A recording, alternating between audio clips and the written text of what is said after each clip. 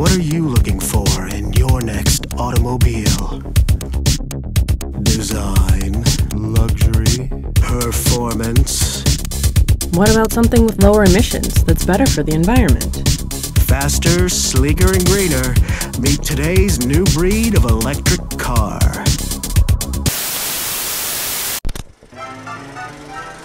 Electric vehicles have been around for a long time, at least as long as cars with internal combustion engines. But one of the big problems early electric cars faced then is still with us today. How do you haul around enough stored energy to get where you need to go? Most cars carry potential energy in the form of fuel, but electric cars depend on the energy you can store in a battery. Think about a rechargeable battery. Usually when you get it, it's dead. All the ions and electrons inside are comfortable and exactly where they want to be. But then you change the situation. You charge it.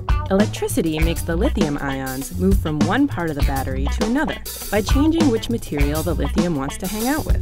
This is like if you push a boulder up a hill or pull back the arm of a mousetrap, except the electricity is doing the work for you. All these systems are now full of potential energy, just waiting to be released. The electrons have to move across the external circuit to get where they want to go, because only the lithium ions can move through the electrolyte. And when the electrons move, the lithium ions move too, back to where they started. We can use this back and forth, keep charging and discharging the battery for quite a while, but not forever. Researchers are working hard to develop batteries that have plenty of power, short charge time, long life, and improved safety. My project focuses more on making safer batteries. Everybody knows that lithium-ion batteries are very powerful, and that's what makes them desirable for, cameras and cell phones. When you make a powerful battery that's big enough to power a car, it's dangerous, and the components inside have the potential to catch fire or explode even. Most lithium-ion batteries contain a great deal of cobalt, but this material contains no cobalt. And cobalt is toxic. A heavy metal and very bad. Yeah. It's toxic for the environment and dangerous for people.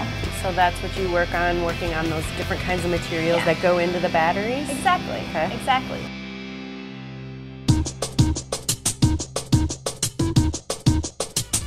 Over at MIT, a team of engineers has replaced the gasoline engine in this classic sports car with an electric motor. Who says science can't have style? This is our Porsche 914 electric vehicle. It's run by pure battery electric power, and you use an electric motor to drive. This car is better than gasoline cars because it runs off pure electricity with zero emissions, meaning it's a lot cleaner and a lot more environmentally friendly. So an electric car is very simple. It has a battery to power the motor and an electric motor to turn the wheels. Additionally, there's a charger to recharge the batteries. That's pretty much all there is to an electric car. So instead of stopping at a gas station after you've been driving around all day, you come home and just plug in your car, like you do with your cell phone when it's running low. But the thing is, you're charging your car with electricity from our national power grid. And right now, that grid is fed by energy sources that aren't so clean. Even so, electric vehicles are still lower in emissions and more efficient energy users than combustion-powered cars. We were able to get the equivalent of 164 miles per gallon. Well, for average driving between the city and the highway, you'd expect about 100 miles for one charge. Depending how you drive, you can get a lot more than that or a lot less. With the charger that's built in, it takes about 12 hours, so it would charge overnight. Wait, I have to leave my car plugged in for 12 hours before it's fully charged? Isn't there a faster way?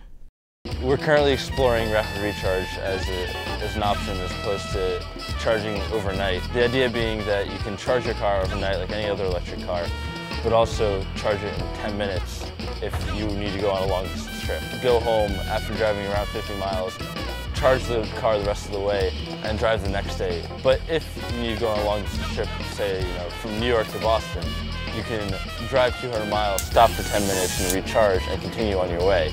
Rapid recharge isn't the only option for speeding up the charge process. One company is going a different route entirely. building battery switching stations to get you back on the road in less time than it takes to fill up your gas tank. This all sounds good, but let's talk speed and performance. How do electric vehicles compare with other kinds of cars? So this Porsche, unlike the original Porsche, has a little less horsepower, but it has a lot more torque. So it can go from 0 to 40 rather quickly, but from 0 to 60 it's a little slower. It still reaches a top speed of close to 100 miles an hour. There's no real limit to it. The electric Porsche would probably beat the regular Porsche off the line and the red light. Huh, not bad. As concerns for the environment and rising prices of fossil fuels continue, we're going to see lots more electric cars hitting the road, in all kinds of models and sizes. Who knows? Thanks to improving technologies, someday all our cars might be sleek, shiny, and electric. And as we shift more and more to renewable energy sources, driving to the mall will get cleaner and greener.